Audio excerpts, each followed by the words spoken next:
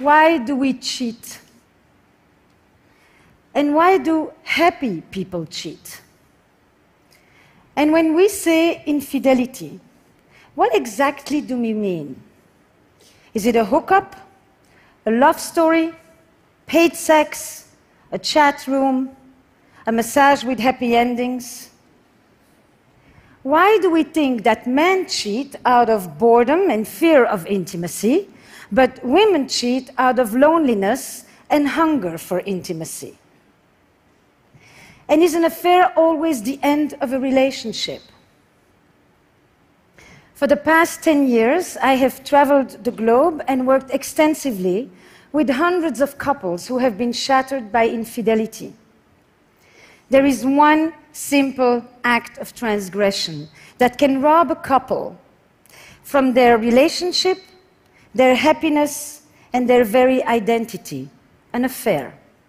And yet, this extremely common act is so poorly understood. So this talk is for anyone who has ever loved. Adultery has existed since marriage was invented, and so too the taboo against it. In fact, infidelity has a tenacity that marriage can only envy. So much so that this is the only commandment that is repeated twice in the Bible. Once for doing it, and once just for thinking about it. So how do we reconcile what is universally forbidden, yet universally practiced? Now, throughout history, men practically had a license to cheat with little consequence, and supported by a host of biological and evolutionary theories that justified their need to roam. So the double standard is as old as adultery itself. But who knows what's really going on under the sheets there, right? Because when it comes to sex, the pressure for men is to boast and to exaggerate. But the pressure for women is to hide, minimize, and deny. Which isn't surprising when you consider that there are still 9 countries where women can be killed for straying. Now, monogamy used to be one person for life. Today, monogamy is one person at a time.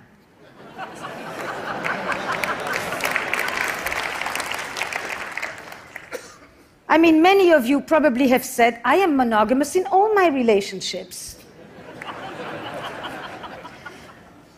We used to marry and had sex for the first time, but now we marry and we stop having sex with others. The fact is that monogamy had nothing to do with love. Men relied on women's fidelity in order to know whose children these are and who gets the cows when I die. Now, everyone wants to know what percentage of people cheat. I've been asked that question since I arrived at this conference. It applies to you. But the definition of infidelity keeps on expanding. Sexting, watching porn, staying secretly active on dating apps. So because there is no universally agreed upon definition of what even constitutes an infidelity, estimates vary widely, from 26% to 75%. But on top of it, we are walking contradictions. So 95% of us will say that it is terribly wrong for our partner to lie about having an affair, but just about the same amount of us will say that that's exactly what we would do if we were having one. Now, I like this definition of an affair. It brings together the 3 key elements: a secretive relationship, which is the core structure of an affair, an emotional connection to one degree or another, and a sexual alchemy. And alchemy is the key word here, because the erotic frisson is such that the kiss that you only imagine giving can be as powerful and as enchanting as hours of actual lovemaking. As Marcel Proust said, it's our imagination that is responsible for love, not the other person. So it's never been easier to cheat, and it's never been more difficult to keep a secret. And never has infidelity exacted such a psychological toll. When marriage was an economic enterprise, infidelity threatened our economic security. But now that marriage is a romantic arrangement, infidelity threatens our emotional security. Ironically, we used to turn to adultery. That was the space where we sought pure love. But now that we seek love in marriage, adultery destroys it. Now, there are three ways that I think infidelity hurts differently today. We have a romantic ideal in which we turn to one person to fulfill an endless list of needs, to be my greatest lover, my best friend, the best parent, my trusted confidant, my emotional companion, my intellectual equal. And I am it. I'm chosen, I'm unique, I'm indispensable, I'm irreplaceable, I'm the one. And infidelity tells me I'm not. It is the ultimate betrayal. Infidelity shatters the grand ambition of love. But if throughout history, infidelity has always been painful, today it is often traumatic because it threatens our sense of self. So my patient Fernando, he's plagued. He goes on, I thought I knew my life. I thought I knew who you were, who we were as a couple, who I was. Now I question everything. Infidelity, a violation of trust, a crisis of identity. Can I ever trust you again, he asks. Can I ever trust anyone again? And this is also what my patient Heather is telling me when she's talking to me about her story with Nick, married, 2 kids. Nick just left on a business trip. And Heather is playing on his iPad with the boys when she sees a message appear on the screen. Can't wait to see you. Strange, she thinks, we just saw each other. And then another message. Can't wait to hold you in my arms. And Heather realizes these are not for her. She also tells me that her father had affairs, but her mother, she found one little receipt in the pocket and a little bit of lipstick on the collar. Heather, she goes digging, and she finds hundreds of messages and photos exchanged and desires expressed. The vivid details of Nick's 2-year affair unfold in front of her in real time. And it made me think, affairs in the digital age, a death by 1,000 cuts. But then we have another paradox that we're dealing with these days. Because of this romantic ideal, we are relying on our partner's fidelity with a unique fervor. But we also have never been more inclined to stray. And not because we have new desires today, but because we live in an era where we feel that we are entitled to pursue our desires. Because this is the culture where I deserve to be happy. And if we used to divorce because we were unhappy, today we divorce because we could be happier. And if divorce carried all the shame, today, choosing to stay when you can leave is the new shame. So Heather, she can't talk to her friends because she's afraid that they will judge her for still loving Nick. And everywhere she turns, she gets the same advice. Leave him. Throw the dog on the curb. And if the situation was reversed, Nick would be in the same situation. Staying is the new shame. So if we can divorce, why do we still have affairs?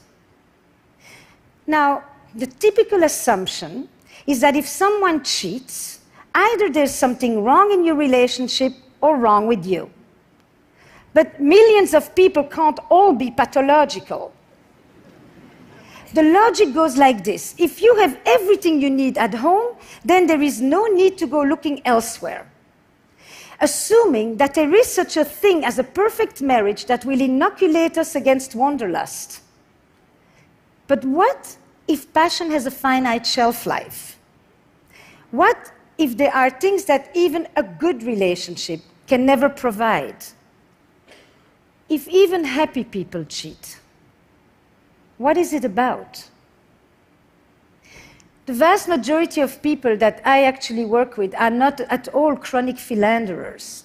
They are often people who are deeply monogamous in their beliefs, and at least for their partner. But they find themselves in a conflict between their values and their behavior. They often are people who have actually been faithful for decades, but one day they cross a line that they never thought they would cross, and at the risk of losing everything. But for a glimmer of what? Affairs are an act of betrayal, and they are also an expression of longing and loss. At the heart of an affair, you will often find a longing and a yearning for an emotional connection, for novelty, for freedom, for autonomy, for sexual intensity, a wish to recapture lost parts of ourselves, or an attempt to bring back vitality in the face of loss and tragedy. Now I'm thinking about another patient of mine, Priya, who is blissfully married, loves her husband, and would never want to hurt the man. But she also tells me that she's always done what was expected of her. Good girl, good wife, good mother, taking care of her immigrant parents. Priya, she fell for the arborist who removed the tree from her yard after Hurricane Sandy. And with his truck and his tattoos, he's quite the opposite of her. But at 47, Priya's affair is about the adolescence that she never had. And her story highlights for me that when we seek the gaze of another, it isn't always our partner that we are turning away from, but the person that we have ourselves become. And it isn't so much that we're looking for another person, as much as we are looking for another self. Now, all over the world, there is one word that people who have affairs always tell me. They feel alive. And they often will tell me stories of recent losses, of a parent who died, and a friend that went too soon, and bad news at the doctor. Death and mortality often live in the shadow of an affair because they raise these questions. Is this it? Is there more? Am I going on for another 25 years like this? Will I ever feel that thing again? And it has led me to think that perhaps these questions are the ones that propel people to cross the line, and that some affairs are an attempt to beat back deadness and an antidote to death. And contrary to what you may think, affairs are way less about sex and a lot more about desire. Desire for attention, desire to feel special, desire to feel important. And the very structure of an affair, the fact that you can never have your lover, keeps you wanting. That in itself is a desire machine, because the incompleteness, the ambiguity, keeps you wanting that which you can't have. Now, some of you probably think that affairs don't happen in open relationships, but they do. First of all, the conversation about monogamy is not the same as the conversation about infidelity. But the fact is that it seems that even when we have the freedom to have other sexual partners, we still seem to be lured by the power of the forbidden. That if we do that which we are not supposed to do, then we feel like we're really doing what we want to. And I've also told quite a few of my patients that if they could bring into their relationships 1/10 of the boldness, the imagination, and the verve that they put into their affairs, they probably would never need to see me. So how do we heal from an affair? Desire runs deep, betrayal runs deep, but it can be healed. And some affairs are death knells for relationships that were already dying on the vine. But others will jolt us into new possibilities. The fact is, the majority of couples who have experienced affairs stay together. But some of them will merely survive, and others will actually be able to turn a crisis into an opportunity. They'll be able to turn this into a generative experience. And I'm actually thinking even more so for the deceived partner, who will often say, "You think I didn't want more? But I'm not the one who did it." But now that the affair is exposed, they too get to claim more, and they no longer have to uphold the status quo that may not have been working for them that well either. I've noticed that a lot of couples, in the immediate aftermath of an affair, because of this new disorder that may actually lead to a new order, will have depths of conversations with honesty and openness that they haven't had in decades. And partners who were sexually indifferent find themselves suddenly so lustfully voracious they don't know where it's coming from. Something about the fear of loss will rekindle desire and make way for an entirely new kind of truth. So, when an affair is exposed, what are some of the specific things that couples can do?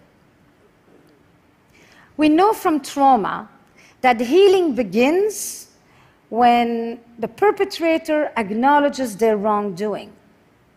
So, for the partner who had the affair, for Nick, one thing is to end the affair, but the other is the essential, important act of expressing guilt and remorse for hurting his wife. But the truth is that I have noticed that quite a lot of people who have affairs may feel terribly guilty for hurting their partner, but they don't feel guilty for the experience of the affair itself. And that distinction is important. And Nick, he needs to hold vigil for the relationship. He needs to become, for a while, the protector of the boundaries. It's his responsibility to bring it up. Because if he thinks about it, he can relieve Heather from the obsession and from having to make sure that the affair isn't forgotten. And that in itself begins to restore trust. But Heather, or deceived partners, it is essential to do things that bring back a sense of self-worth, to surround oneself with love and with friends and activities that give back joy and meaning and identity.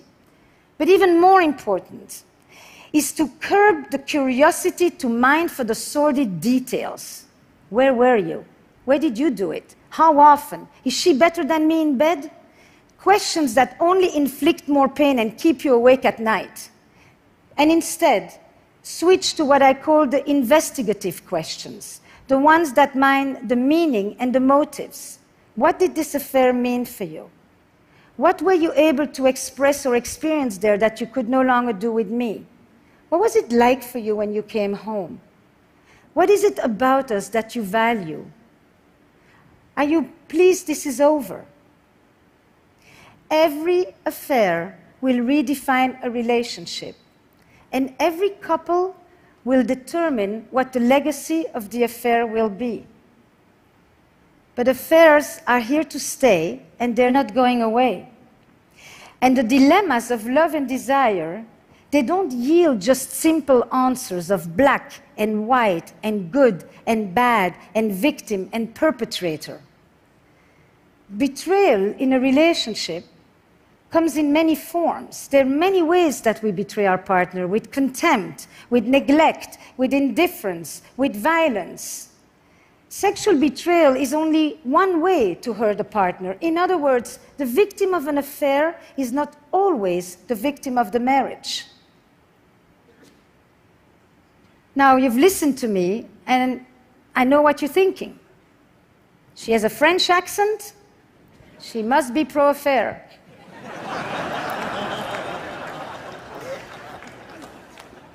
So you're wrong. I am not French.